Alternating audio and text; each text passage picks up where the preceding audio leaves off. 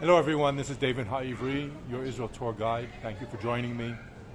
Subscribe to the channel, check the notification button, and let's enjoy a tour of the old city of Jerusalem. Today we are in the Jewish Quarter. Feel free to write any questions or comments in the comment section. Be well. Enjoy.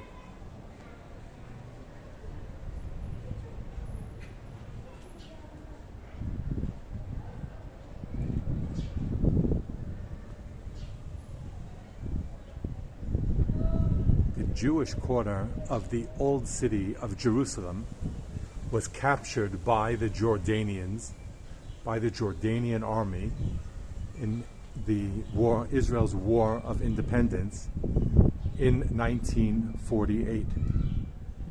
And the residents, the Jewish residents of this neighborhood who were captured by the Jordanians were taken to Jordan to a prisoner of war's camp and held there for some months until they were ultimately released in negotiations with Jordan in a prisoner exchange, although they were civilians. And this area that was the Jewish neighborhood was destroyed for the most part, and many of the synagogues in this neighborhood were blown up.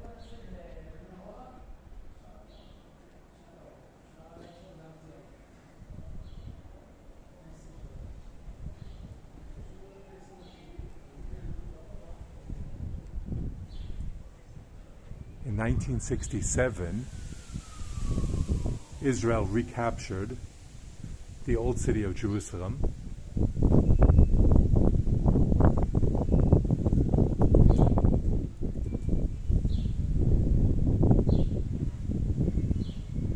And began rebuilding this neighborhood, which is called the Jewish Quarter, and repopulating the neighborhood. And today, 55 years later, there's still construction going on to rebuild synagogues that were destroyed by the Jordanians.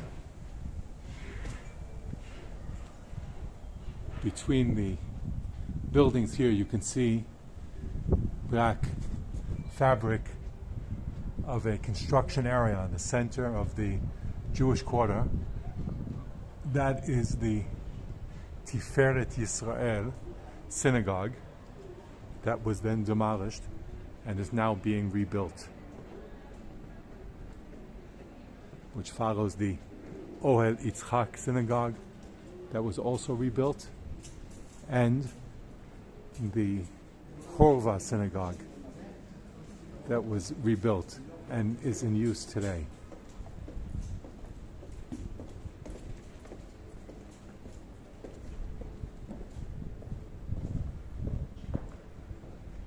Ha'ugav.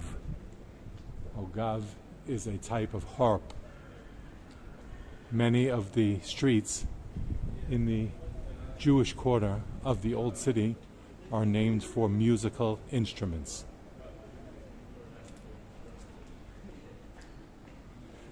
Today is the first day of the month of Adar, the second Adar, and this is the month where we celebrate the holiday of Purim,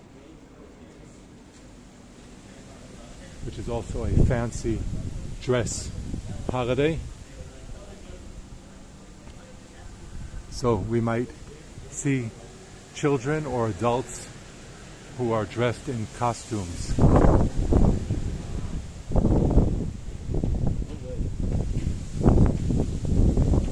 Here we see the sign says Rachavat HaChoma, which means the plaza of the wall. There's a wall here to be seen, and this is not the Western Wall. This is the large wall or the wide wall, and this is a archaeological finding of a wall from the First Temple period, which is very, very remarkable and was very surprising when it was originally found. Here we can take a look and see this construction below us is an ancient wall of the city of Jerusalem from the end of the First Temple period. Let's read the sign, the broad wall. This wall was built over 2,600 years ago. It was part of the wall surrounding Jerusalem's western hill during the reign of King Hezekiah in the 8th century BCE. The 7-meter wide wall, just a second, let's take a look again, 7 meters wide. The 7-meter wide wall was excavated for a length of 65 meters. Perhaps this is the wall Isaiah refers to, Yeshayahu. And ye have numbered the houses of Jerusalem, and the houses ye broken down to fortify the wall.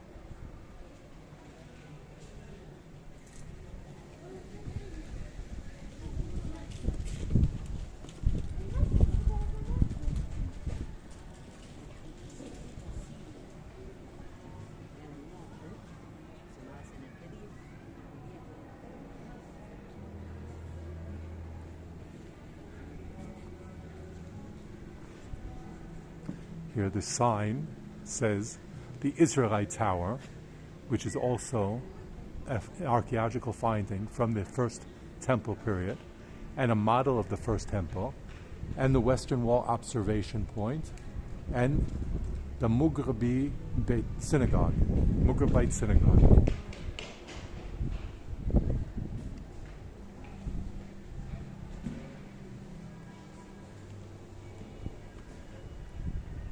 Here we can see a map of Jerusalem today, and the dotted line shows the wall of the First Temple period, that this wall below us was part of. And there's one point in the middle where the black dot is, where you can see not a dotted line but a full line, and that indicates this segment of the wall.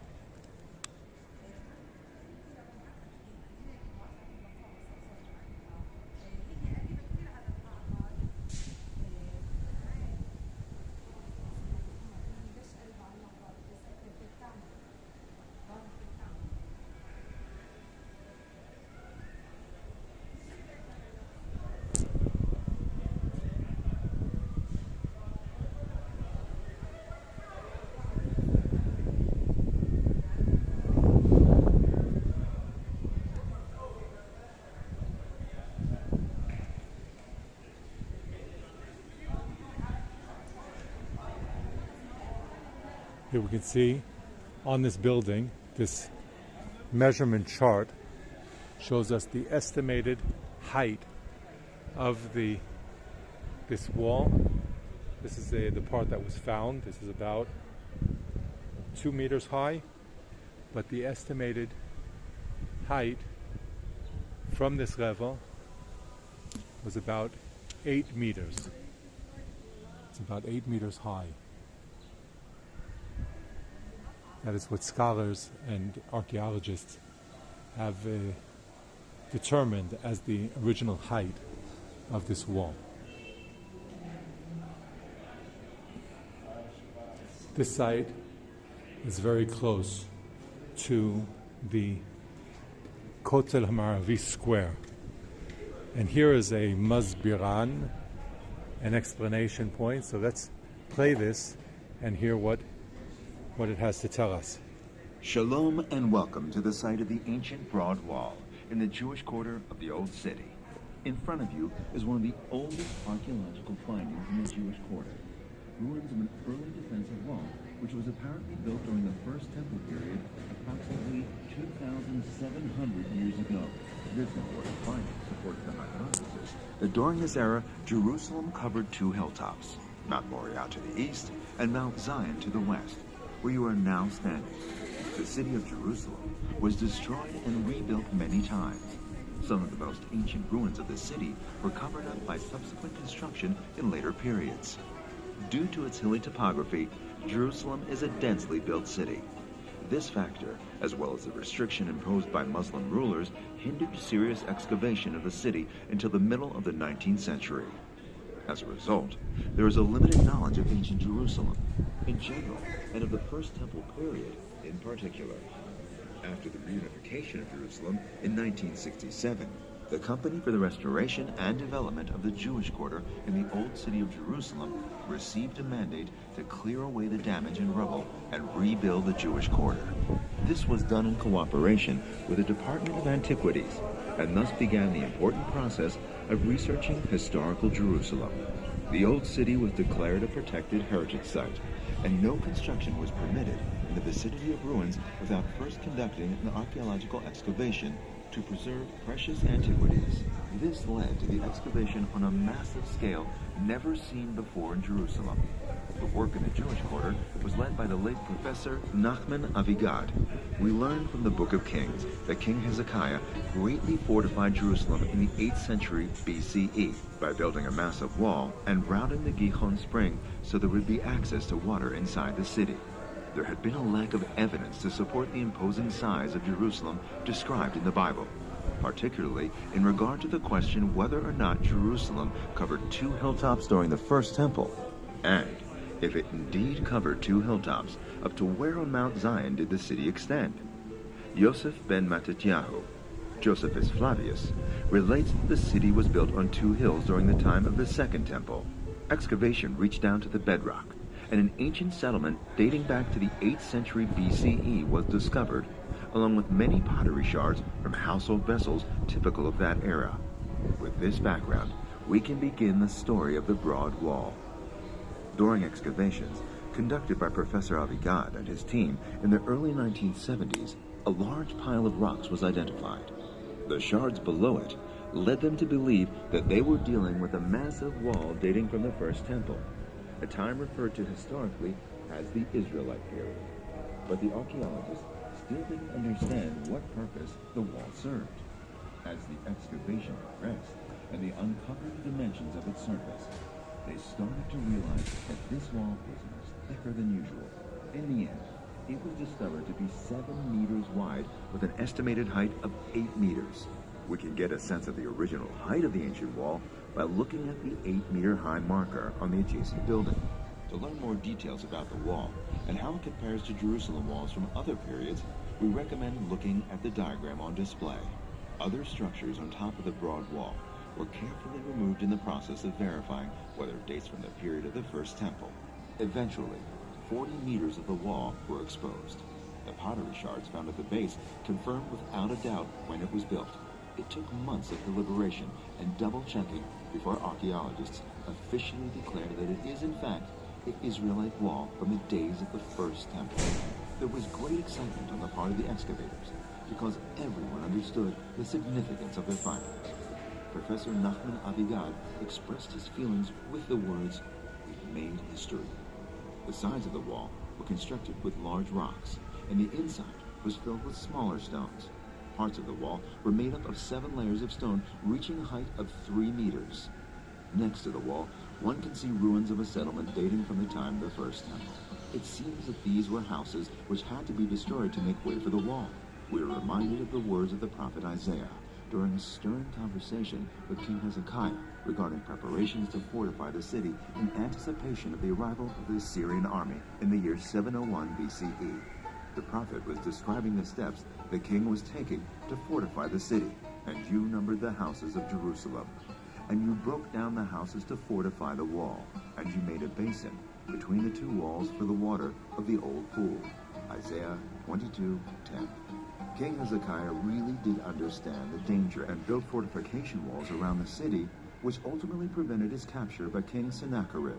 The case of archaeological evidence confirming an event described in the Bible has solved one of the most important and puzzling questions concerning the development of Jerusalem. For this eternal and indivisible city, we have received exciting confirmation of its existence as an important Jewish city on this western mount during the days of the First Temple. Other findings during the ongoing excavations in the Jewish quarter are the burnt house from the time of the destruction of the Second Temple and the Herodian quarter. We highly recommend you visit these sites as well and view the remains of luxurious homes which were destroyed when Jerusalem was captured by the Romans in 70 CE. The Horva Synagogue is also a fascinating place to visit. It has been the symbol of the Jewish quarter since the middle of the 19th century. It is one of the most beautiful synagogues in the country, and from the top of its dome, one has a breathtaking view of the Jewish quarter and the Old City. We also recommend the view looking down to the Kotel from the top of the stairs leading to it.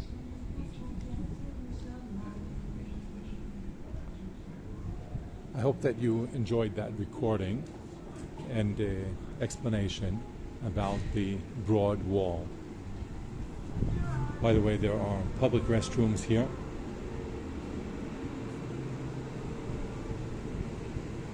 We are very close to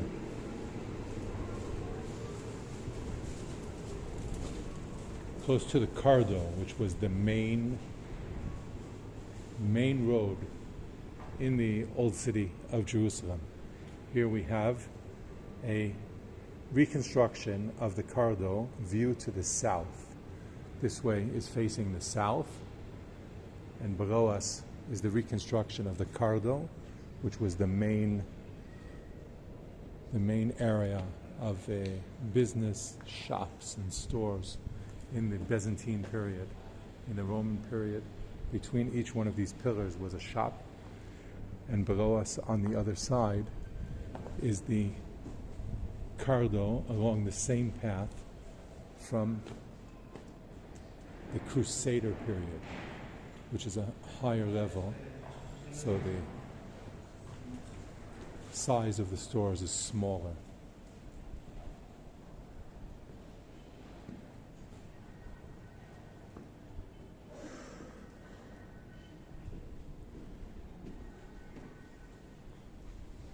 Here you can see that this is a reconstruction of the Cardo.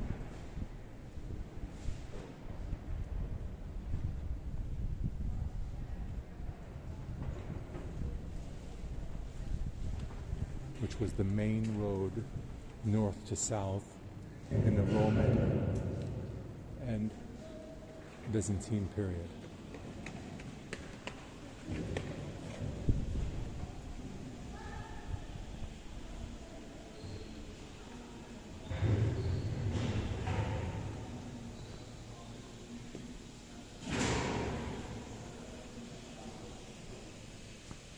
Here we see the Western Cardo, remains of a magnificent main road from the Roman Byzantine period, serving throughout time until today as a major thoroughfare for shopping.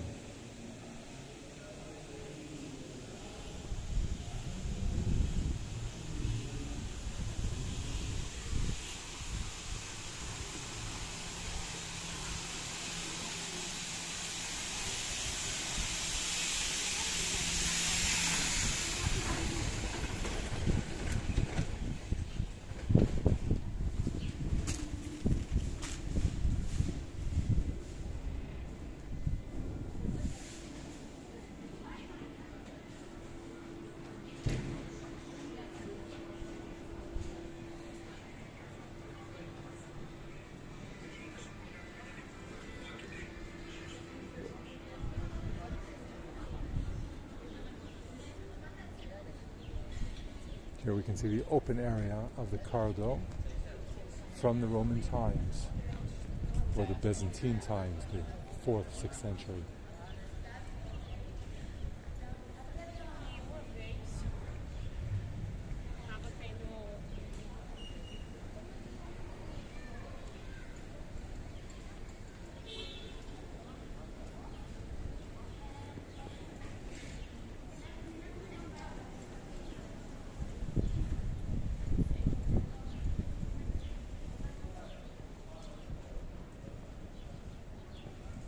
see that in order to pave this road, part of the stone of the mountain needed to be carved away.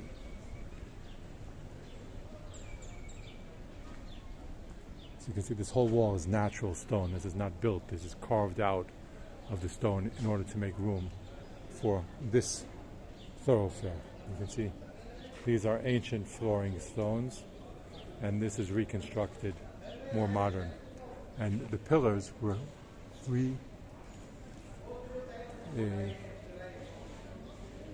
reconstructed, not reconstructed, they're original, but they were fallen and replaced in a row in order to give us an idea of what the cardo looked like when it was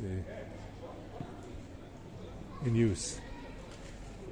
Many Roman cities had a cardo, a grand main thoroughfare, flanked by 2 rows of columns bisecting the city from north to south. The cardo was the main commercial avenue of Jerusalem for almost 500 years. The northern section remnants date back to Roman period, 2nd and 3rd centuries CE. The southern section, where we are now, remnants date to the Byzantine period, the 6th century CE. Jerusalem's cardo is portrayed on the ancient mosaic floor of the church of Medaba in Jordan. I'll show you what that map, the map of Medaba, looks like.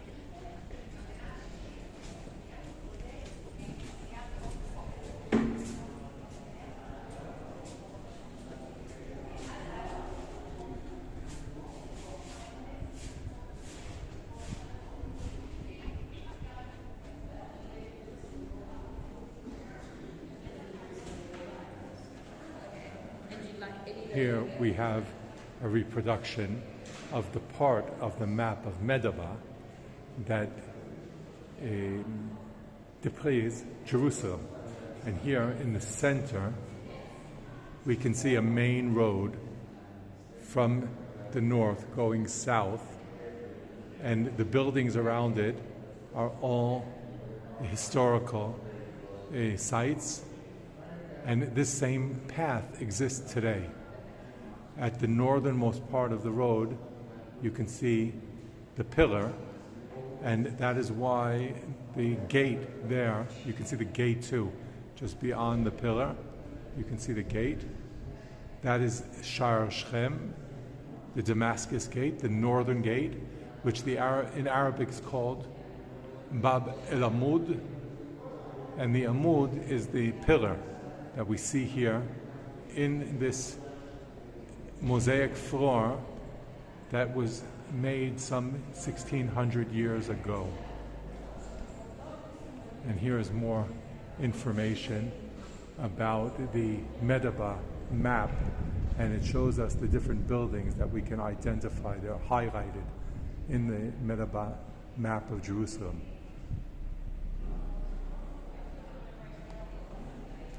Friends, we'll end our video now. I hope that you enjoyed it. Check out other videos on my channel and send me any comments in the comment section. Be well. Shalom.